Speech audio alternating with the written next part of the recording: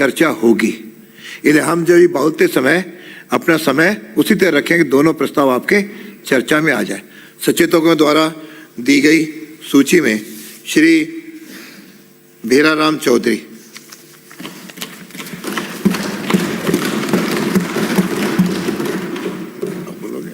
जो माननीय अध्यक्ष महोदय, जो है आपने मुझे मांग संख्या 46 कृषि व मांग संख्या 50 सहकारिता पर बोलने का मौका दिया, इसके लिए आपका बहुत बहुत हार्दिक आभार। मैं सबसे पहले तो मैं माननीय मुख्यमंत्री भजन लाल जी और दिया कुमार जी का, जो हमारे वित्त मंत्री है, उनका ऐतिहासिक और किसान हितैषी बजट के लिए मैं हृदय से धन्यवाद देता हूँ, और साथ में डॉक्टर किरोड़ीमल जी का और गौतम दत्त का भी। जैसे माननीय मुख्यमंत्री भजन लाल जी शर्मा कि हमारी सरकार के द्वारा सरकार गठन के साथ ही सिंचाई योजनाओं को प्राथमिकता पर लेकर और किसानों को सिंचाई का पानी उपलब्ध करवाने व सिंचित क्षेत्र को बढ़ाने पर ध्यान केंद्रित किया है। ये दूसरा सरकार द्वारा इस बजट में भी इस पर विशेष ध्यान दिया है, जिसमें विभिन्न जो आपकी सिंचाई परियोजना हेतु आपके 11,300 करोड़ रुपए और यमुना जल हेतु 32,000 करोड़ रुपए और सूक्ष्म सिंचाई परियोजना हेतु पर 3 लाख हेक्टेयर के लिए आपके 1,340 करोड़ रुपए मुख्यमंत्री जल स्वावलंबन योजना के तहत गहरे भूजल के क्षेत्र में जो आपके 2,500 करोड़ रुपए खर्च कर 1,10,000 वाटर हार्वेस्टिंग स्ट्रक्चर बनाने की घोषणा और सरकार के प्रदेश में सिंचित क्षेत्र को बढ़ाने के प्रति प्रतिबद्धता को दर्शाता है। हालांकि इसमें पश्चिमी राजस्थान के लिए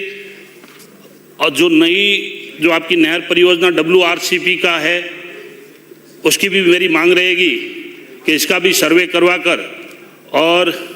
बोलना चाहिए आगे में जो बोलना चाहिए बजट में इसका भी प्रावधान करें, और पर्यावरण की दृष्टि से जो आपका जो गुड एग्रीकल्चर प्रैक्टिस करने वाले किसानों को कार्बन क्रेडिट देने की घोषणा और ग्रीन राजस्थान हेतु ऐतिहासिक कदम है। इसके साथ में वर्तमान डिजिटल युग के अनुसार खेती को तकनीकी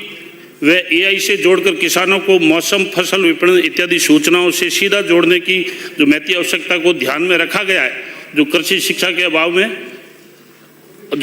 कुछ कम करेगा।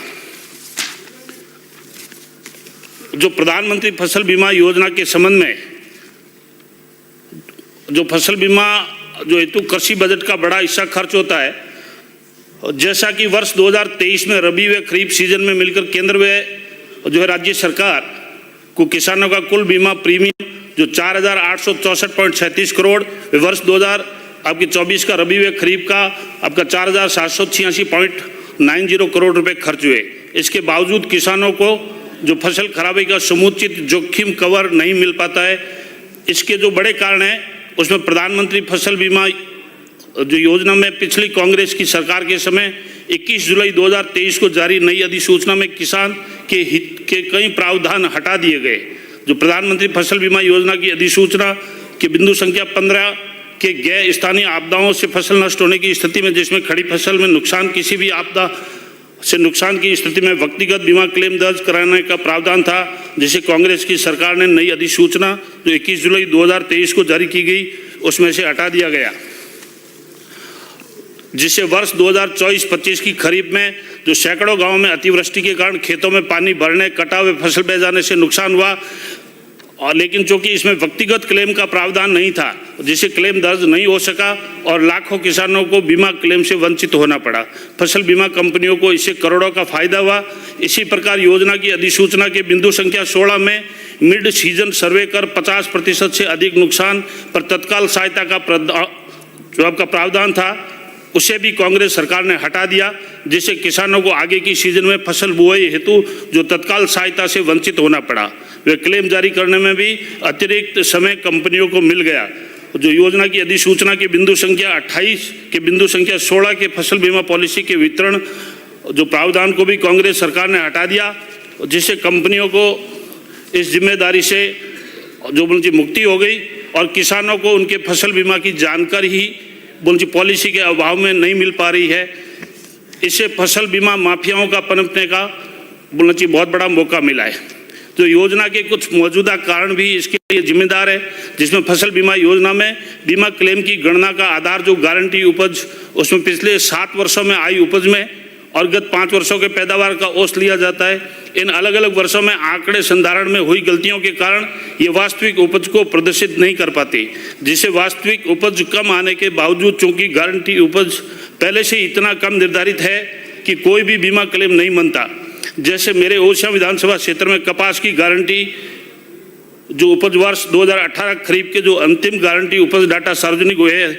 उसके अनुसार जो मेरे विधानसभा क्षेत्र ओसिया के थो पटवार जो मंडल में कपास की गारंटी उपज 784 किलो प्रति हेक्टेयर यानी 126 किलो प्रति बीघा थी, जिसका 80% यानी 101 किलो पैदावार से नीचे उत्पादन ही क्लेम की संभावना बनती है, जबकि सामान्य परिस्थितियों में यहाँ पर 2400 किलो कपास की पैदावार होती है। इस प्रकार अन्य जो फसलों में पूरे प्रदेश में भी यही स्थिति है, जिसमें वास्तविक पैदावार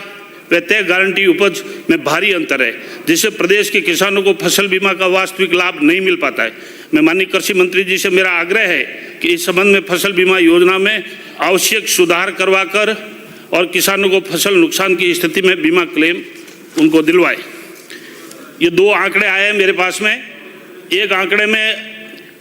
जो प्रधानमंत्री फसल बीमा योजना के अंतर्गत जो खरीफ 2018 है उसमें राजस्व विभाग जो है पूरे अलग आंकड़े बता रहा है और कृषि विभाग जो है वो पूरे अलग आंकड़े बता रहा है। ये 2018 से 23 के बीच में मैं एक जो बोलना चाहिए बहुत ही गंभीर विषय के बारे में आपका ध्यान आकर्षित करना चाहूँगा। जो फसल बीमा योजना में भ्रष्टाचार, जो फसल बीमा योजना के कुछ प्रावधान ठीक प्रकार से तय नहीं होने से जो पिछली कांग्रेस की सरकार के द्वारा कुछ प्रावधान हटा देने से इसका वास्तविक फायदा इन किसानों को नहीं मिला। वहीं इस योजना के क्रियान्वयन में के दौरान आपका फसल बीमा माफियाओं के भ्रष्टाचार के कारण योजना प्रभावित जो किसानों को लाभ देने से दूर रही है।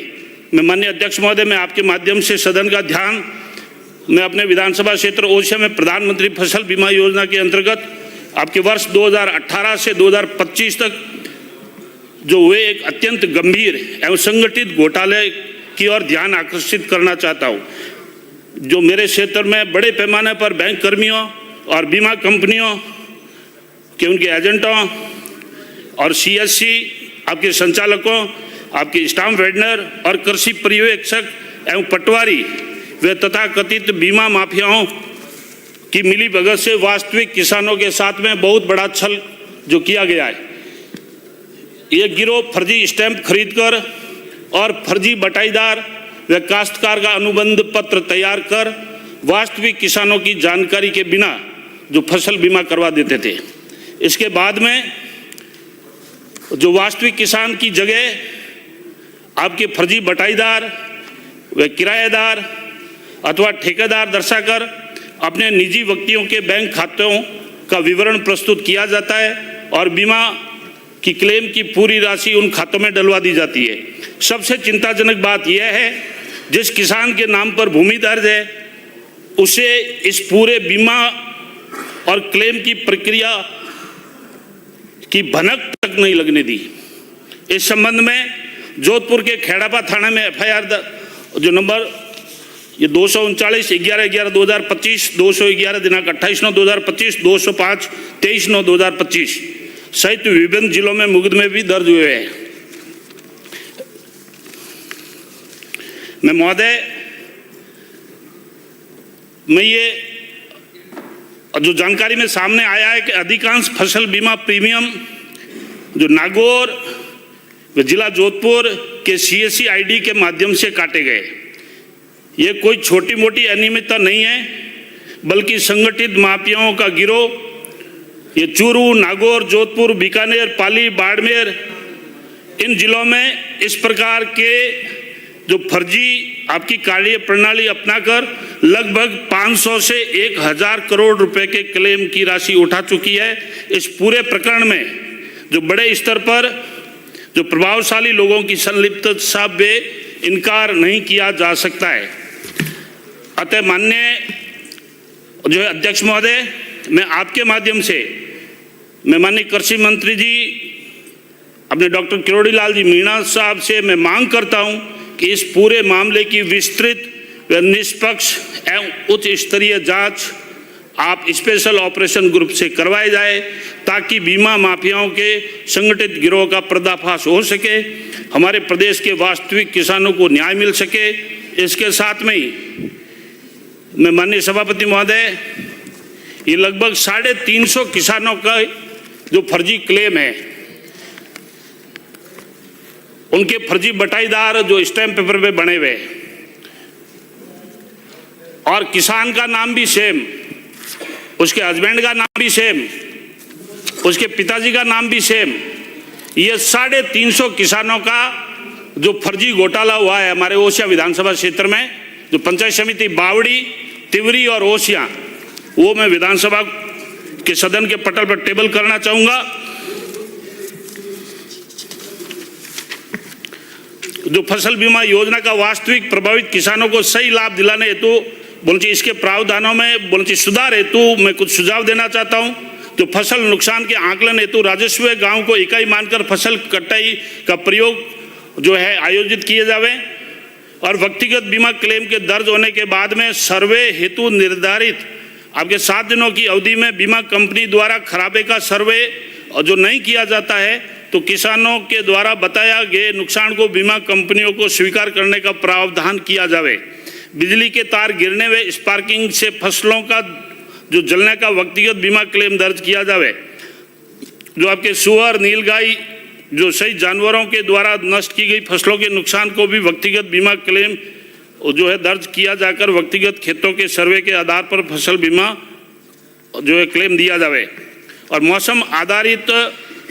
जो फसल बीमा योजनाओं में 5-6 डिग्री के तापमान पर पाला पड़ जाता है और ऐसे में न्यूनतम तापमान का ट्रिगर 5 डिग्री पर किया जावे और पाला पड़ने से फसलों में हुए नुकसान को जो व्यक्तिगत बीमा क्लेम का प्रावधान किया जावे। सभी जिलों में जिला क्षेत्र में बोई जाने वाली सभी फसलों का बीमा हेतु अधिसूचित किया जावे। फसल बीमा लेने की अंतिम तिथि से पूर्व ग्राम स्तर पर कृषि पर्यवेक्षक और ग्राम विकास अधिकारी और पटवारी बीमा कंपनी के प्रतिनिधि द्वारा शिविर लगाकर और किसानों से फसल बीमा से बाहर होने का ऑप्शन आउट का विकल्प पत्र व फसल में बदलाव का स्व घोषणा पत्र स्वीकार किया जाकर फसल बीमा किया जावे।